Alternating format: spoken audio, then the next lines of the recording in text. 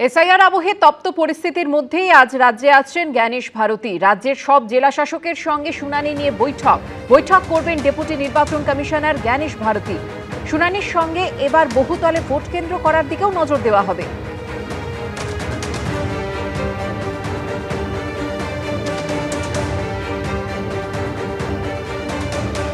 SIR আবহে তপ্ত পরিস্থিতির মধ্যেই আজ রাজ্যে আসছেন জ্ঞানেশ ভারতী। রাজ্যের সব জেলা শাসকের সঙ্গে শুনানি নিয়ে বৈঠক করবেন তিনি। শুনানির সঙ্গে এবার বহুতলে ভোট কেন্দ্র করার দিকেও নজর দেবেন জ্ঞানেশ ভারতী।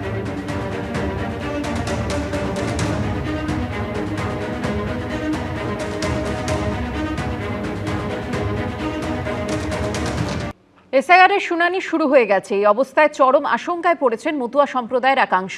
অনেকেই সিএএতে আবেদন করলেও এখনো সার্টিফিকেট হাতে পাননি, আবার অনেকেই এখনো আবেদন করেননি, কিন্তু ইতিমধ্যেই ডাক পড়েছে শুনানিতে।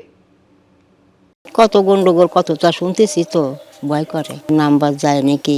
এই যে এতদিন ভোট দিয়েছি, এখন পারবো কি না সেটা একটা টেনশন না। সোমবার এসআইআর এর শুনানির তৃতীয় দিনেও দেখা গেছে লম্বা লাইন, চোখে মুখে উৎকণ্ঠা। এই পরিস্থিতিতে চরম দুশ্চিন্তায় পড়েছেন মতুয়া সম্প্রদায়ের মানুষরাও, যাদের অনেকেরই নাম খসড়া ভোটার তালিকা থেকে বাদ গেছে। নির্বাচন কমিশন আগেই জানিয়ে দিয়েছে, সিএ সার্টিফিকেট যাদের রয়েছে তারা নতুন করে ভোটার তালিকায় নাম তোলার জন্য ফর্ম 6 পূরণ করবেন। কিন্তু যারা আবেদন করেও এখনো নাগরিকত্বের শংসাপত্র পাননি, অথবা যারা এখনো সিএতে আবেদনই করেননি, কি করবেন, কোথায় যাবেন, এই প্রশ্নগুলোই এখন মতুয়াদের চোখে মুখে। যেমন গাইঘাটার বাসিন্দা মতুয়া সম্প্রদায়ের দীপক রায় 1994 সালে বাংলাদেশের বাগেরহাট থেকে ভারতে আসেন। ইতিমধ্যেই সিএতে আবেদন করেছেন, কিন্তু সার্টিফিকেট এখনো পাননি। ভোট দিতে পারবো কি না পারবো এটাই আমাদের সন্দেহজনক। সার্টিফিকেটটা পাইলে আমাদের খুব সুবিধা হইতো। আমাদের হেয়ারিংয়ে ডাকছে, আমাদের হেয়ারিংয়ে দেখাতে পারতাম। আমরা মতুয়া সম্প্রদায় বিশালই দুশ্চিন্তার ভিতরে আছি যে আমরা ভোট দিতে পারবো কি না পারবো। শুটিয়ার বাসিন্দা মলিনা বিশ্বাসের বয়স 75 পেরিয়েছে অনেকদিন আগেই। এসেছিলেন বাংলাদেশের গোপালগঞ্জ থেকে। সিএতে আবেদন করলেও এখনো নাগরিকত্বের শংসাপত্র পাননি। ফলে এই বয়সে এসে এসআইআর এর শুনানিতে ডাক পড়েছে তার। চিন্তা হচ্ছে, তো বয়স হয়ে গেছে, তো এমন একটা শুনলেই ভয় করে। আর আগে তো এরকম ছিল না। এই দেশে আইছি বাবা, বিশাল কষ্ট করেছি, মাঠে ঘাটে খাস করে বাচ্চা কাচ্চা মানুষ করছি, বাঁচাইছি, বিশাল কষ্ট করেছি আমরা। সবজি বিক্রি করে সংসার চলে গাইঘাটার বলদেঘাটার বাসিন্দা মতুয়া সম্প্রদায়ের বাবুল পোদ্দারের। তিনিও সিএতে আবেদন করেছেন, তবে সার্টিফিকেট এখনো হাতে পাননি। চিন্তায় তো আছি যে ওপার থেকে তার আগে আসছি, এখানে যে ভোটটা কাটা যাবে তাই ভাবছি, এই আতঙ্কে আছি আর কি। কাটটা পেলে সুবিধা হতো আর কি। কেউ সিএতে আবেদন করছেন, তো কেউ করেননি। এসআইআর শুনানির আবহে টেনশনে সবাই। যেমন মধ্যমগ্রাম বিধানসভার অন্তর্গত ছোট জাগুলিয়ার বাসিন্দা ভৈরব সর্দার মতুয়া সম্প্রদায়ের, বাংলাদেশ থেকে এসেছেন, কিন্তু এখনো সিএতে আবেদন করেননি। এর মধ্যেই শুনানির ডাক চলে এসেছে। উনি আসছে 1994 সালে। নাম তুলতে পারিনি, কোনো ডকুমেন্টস ছিল না, যে কারণে নাম তুলতে পারিনি। কারণ দুশ্চিন্তা, এখন কাগজপত্র জমা দিয়েই দেখি, যদি কাগজপত্র দেখে যদি আমাদের মেনে নেয় তাহলে আমরা কার্ড পাবো, আর যদি না নেয় তাহলে পাবো না। বাংলাদেশ থেকে এলেও এখনো সিএতে আবেদন করেননি নিউ ব্যারাকপুর পুরসভার বাসিন্দা মিতু মণ্ডল। বলছে যে সিএতে অ্যাপ্লাই করে নাগরিকত্ব তারা পাবে, তারা যে পাবে নাগরিকত্বটা, কিন্তু আমরা তো দেখতে পাচ্ছি না যে তারা পেয়েছে। সুযোগ সুবিধা কিছুই পাবো না। গরিব মানুষ, এই যে রেশন পাই, লক্ষ্মীর ভান্ডার পাচ্ছি, কিন্তু ওইগুলো তো সব বন্ধ হয়ে যাবে। মতুয়াদের নিয়ে রাজনীতি চলছে ডান বাম সব পক্ষেরই। এসআইআর আবহে যা অন্য মাত্রা পেয়েছে। মতুয়া সম্প্রদায়কে অনিশ্চয়তার মধ্যে ফেলেছে বিজেপি। মতুয়াদের মধ্যে কিছু মানুষ কিছুদিনের জন্য বিজেপিকে ভুল বুঝে বিজেপির দিকে গেছিলেন। আজকে তারা বুঝতে পারছেন বিজেপি তাদের অস্তিত্বের সংকট শিকড় ধরে টান মারছে। চিন্তার কারণেই সবাই মিলে ভোট দেবে, হই হই করে ভোট দেবে, হই হই করে ভোট দিয়ে তৃণমূলকে সরিয়ে দেবে, হই হই করে ভোট দিয়ে তৃণমূলকে বার করে দেবে। যারা মতুয়া তাদের এই মাটির ওপরে যে অধিকার আছে, আমারও যে অধিকার আছে, দুটো সমান। সব মিলিয়ে এসআইআর এর শুনানি ঘিরে চরম দুশ্চিন্তায় মতুয়া সম্প্রদায়ের মানুষ। সমীরণ পাল, কৃষ্ণেন্দু অধিকারী, দীপক ঘোষ, এবিপি আনন্দ। নিউটাউনে দুর্গা অঙ্গনের ভিত্তিপ্রস্তর স্থাপন করলেন মুখ্যমন্ত্রী মমতা বন্দ্যোপাধ্যায়। 17 একরের বেশি জায়গার ওপর তৈরি হবে এই দুর্গা অঙ্গন। খরচ হবে প্রায় 262 কোটি টাকা। বানানোর দায়িত্বে রয়েছে হিটকো। এদিকে জানুয়ারি মাসের দ্বিতীয় সপ্তাহেই মহাকাল মন্দিরের শিলান্যাস হবে বলে জানিয়েছেন মুখ্যমন্ত্রী। এই দুর্গা অঙ্গন বিশ্বের বৃহত্তম দুর্গা অঙ্গন হিসেবে প্রতিষ্ঠিত হবে। দিনে 1 লক্ষ দর্শনার্থী আসতে পারবেন এখানে। দীঘার জগন্নাথ মন্দিরের পর দুর্গা অঙ্গন, নিউটাউন অ্যাকশন এরিয়া 1-এ সুবিশাল জমিতে তৈরি হচ্ছে দুর্গা মন্দির। সোমবার সেই দুর্গা অঙ্গনের ভিত্তিপ্রস্তর স্থাপন করলেন মুখ্যমন্ত্রী মমতা বন্দ্যোপাধ্যায়। বাংলার পালঙ্কে আরেকটি মুকুট, বলতে পারেন দুর্গাপুজো তো ঘরে ঘরে হয়, পাড়ায় পাড়ায় হয়, ক্লাবে ক্লাবে হয়, তা সত্ত্বেও আর একটা দুর্গাঙ্গন করার প্রয়োজন কোথায়?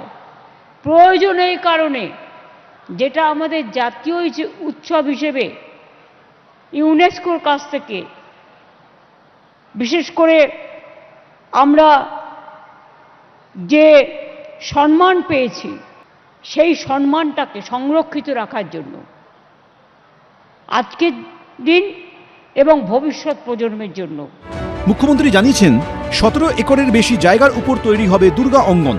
খরচ হবে প্রায় 262 কোটি টাকা। বানানোর দায়িত্বে রয়েছে হিডকো। পুরো বিষয়টি পরিচালনার জন্য মুখ্য সচিবের নেতৃত্বে তৈরি করা হয়েছে 16 সদস্যের ট্রাস্টি বোর্ড। 365 দিনই এখানে মা দুর্গা পুজোর নিত্য আঙ্গিনা হবে প্রতিদিন, এবং আমাদের 365 দিনই আপনারা মা দুর্গা দর্শন করার সুযোগ পাবেন এবং নানা রকম সাংস্কৃতিক প্রোগ্রাম দেখতে সুযোগ পাবেন। সংস্কৃতি জগতের অনেক কর্মসংস্থান হবে, অনেক দোকানঘাট তৈরি হবে। মানুষ একটা তীর্থক্ষেত্রে গেলে অনেক কিছু কিনতে চায় লোকাল, সে সুযোগগুলো হবে, অনেক এমপ্লয়মেন্ট জেনারেশন হবে। দুর্গা অঙ্গনের ভিতরেই থাকবে সাংস্কৃতিক মিউজিয়াম, কালচারাল সেন্টার। দুর্গাপুজোর 4টে দিনের ফ্লেভার তা পুরোপুরি পাওয়া যাবে এখানে গেলেই।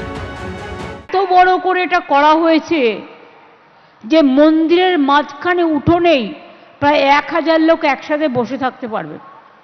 এখানে খোলা চত্বর রাখা হয়েছে, চারিদিকে সবুজ দিয়ে ঘেরা।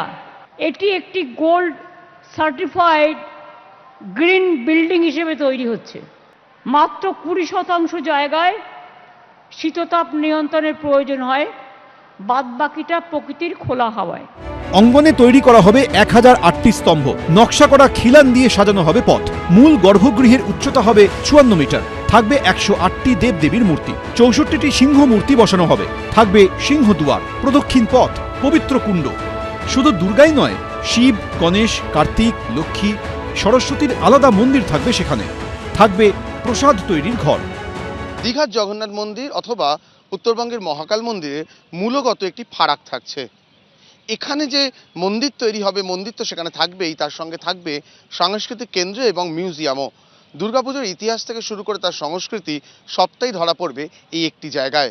সব মিলিয়ে দুর্গাপুজোর কয়েকদিন কলকাতা তথা গোটা রাজ্যের যে চেহারা তৈরি হয় তারই একটা ঝলক মিলবে নিউটাউনের এই দুর্গা অঙ্গনে। এই দুর্গা অঙ্গন একটা বিশেষভাবে একটা বৈশিষ্ট্যপূর্ণ এরিয়া হতে চলেছে কলকাতার ক্ষেত্রে, পশ্চিমবঙ্গের ক্ষেত্রে এবং তথাপি ভারতবর্ষের ক্ষেত্রেও। তার কারণ হচ্ছে গিয়ে দুর্গা পুজো আমাদের 2021-এ ইউনেস্কোর ইনট্যাঞ্জেবল কালচারাল হেরিটেজ ডিক্লেয়ার করবার পর আজকে সারা পৃথিবীর চোখ কলকাতা দুর্গাপুজোর ওপর। তার কারণ হচ্ছে গিয়ে Kolkata Durga Puja the world biggest public art festival এবং সারা পশ্চিমবঙ্গের মধ্যে দ্য বিগেস্ট ক্রিয়েটিভ ইকোনমি, যাকে কেন্দ্র করে এত হাজার হাজার কোটি টাকার এই ব্যবসাটা রচিত হয়। সোমবার নিউটাউনের মঞ্চ থেকেই মুখ্যমন্ত্রী জানান, আগামী 5ই জানুয়ারি গঙ্গাসাগর যাওয়ার সেতুর শিলান্যাস করবেন তিনি। আমি 12 বছর ধরে চেষ্টা করলাম, যদি কেন্দ্রীয় সরকার একটা গঙ্গাসাগরের ব্রিজ করে দিতেন। 1700 কোটি টাকা আমরা দিয়েছি। গঙ্গাসাগরে সেতু হচ্ছে কংক্রিটের সেতু, এবং আগামী 2 বছরের মধ্যে কাউকে জল পেরিয়ে আর যেতে হবে না।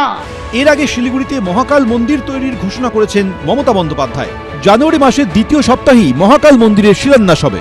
অরিত্রী ভট্টাচার্য, আসাবুল হোসেন, এবিপি আনন্দ, কলকাতা। এবিপি আনন্দ, এগিয়ে থাকে, এগিয়ে রাখে।